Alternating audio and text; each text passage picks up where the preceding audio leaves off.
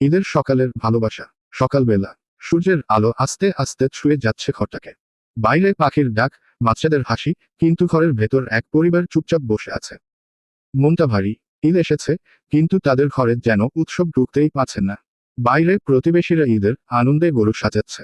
রঙিন কাপড়, ঘণ্টা, ফুল দিয়ে সবাই ব্যস্ত। শিশুরা দৌড়াদৌড়ি করে, চারপাশে শুধু হাসি আনন্দ। হঠাৎ সেই পরিবারটির দরজায় কড়া নাড়ে প্রতিবেশীরা।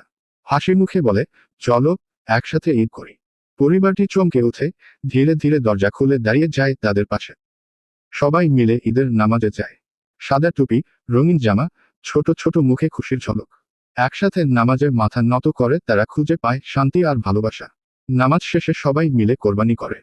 শিশুরা দেখে কিভাবে ভাগ করে নেওয়া হয়। মাংসের টুকরো এক এক করে পৌঁছে যায় আত্মীয়, বন্ধু আর অসহায়দের ঘরে। হাসি ছড়িয়ে পড়ে চারপাশে। সবশেষে সবাই মিলে একসাথে দাঁড়িয়ে আকাশের দিকে তাকিয়ে হেসে ওঠে। ওপরে লেখা, ঈদ মোবারক। এই ছিল সেই এক ঈদের সকাল, যেখানে ত্যাগ,